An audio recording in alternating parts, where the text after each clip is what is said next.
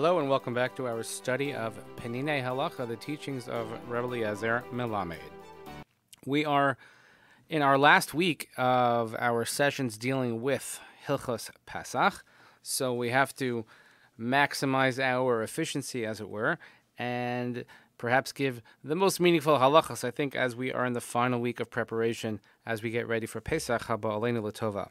So I would like to discuss first chapter 12, Parakid Beis, Hilchos Matzah, the laws of Matzah.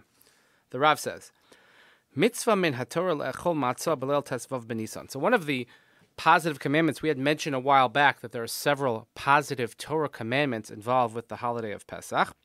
So one of them is that on the night of the 15th, so that's what we call Seder night, there is a mitzvah to eat matzah. Shene Emar, ba'erev tochlu matzos. Because the pasuk clearly says in Shemos that at nighttime you should eat matzah.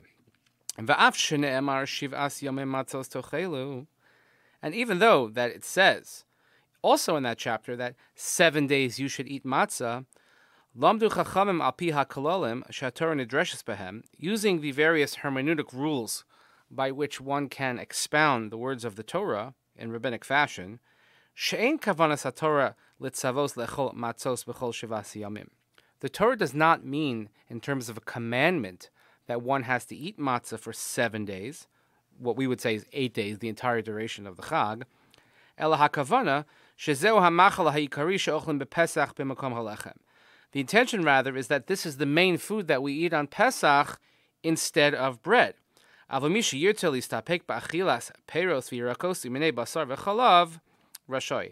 someone wants to eat fruit, vegetables, meat, dairy, he certainly is allowed to do so.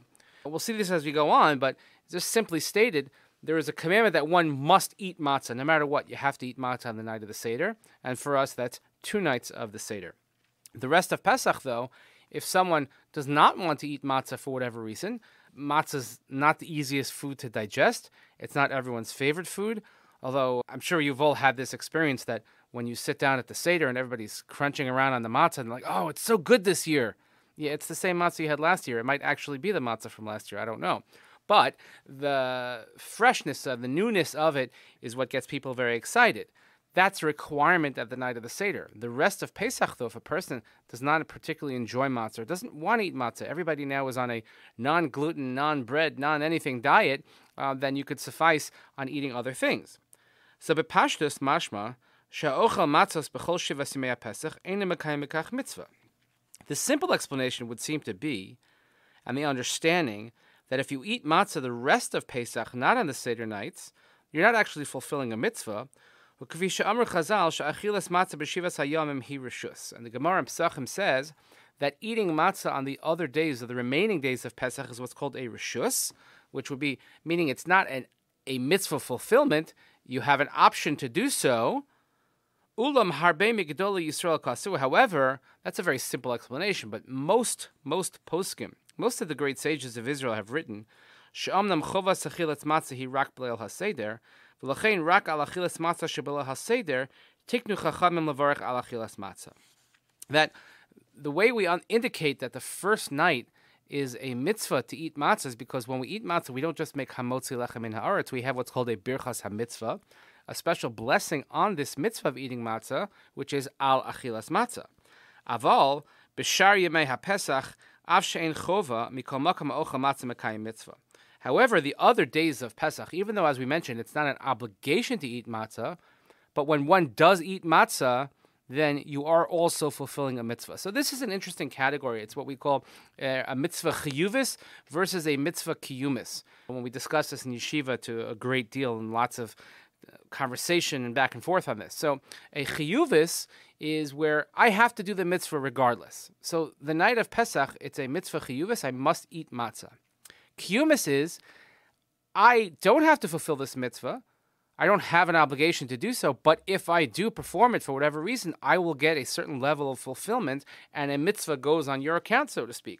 So that's what most poskim would agree is the status of eating matzah the remaining days of Pesach. Uma shekaru chachamim la'achila shivas yemei Pesach rishus, kavanasam lomar shel umas achover lechol matzah b'leil tezvav, b'shar haPesach rishus b'yad am lahachlit im b'ritzono lahosif u'lekayem mitzvah ba'achilas hamatzah.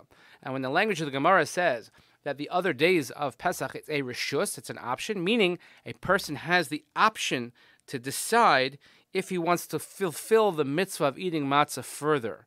It's not an obligation, but you get fulfillment. A very important distinction. Lefi da'atam, ein hamikra yotze midei pshuto.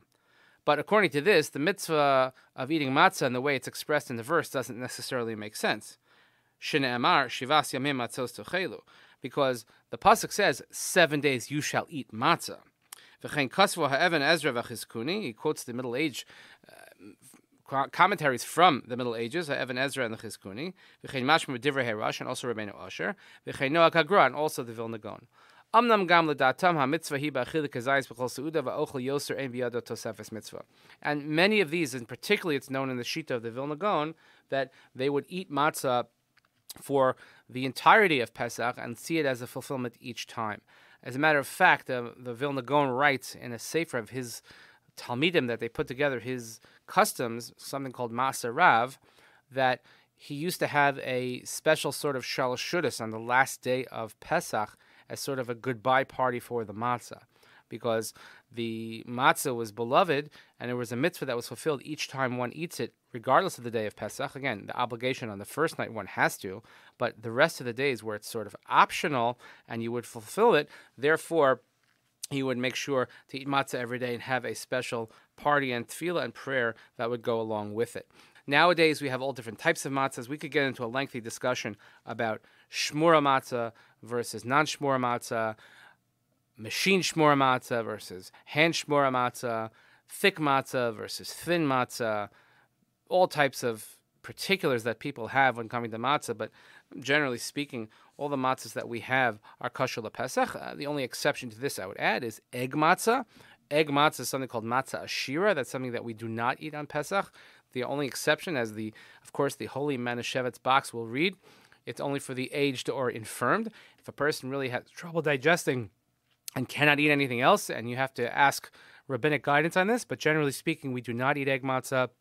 We consider that as not a Pesach product, and it's clearly marked on the boxes.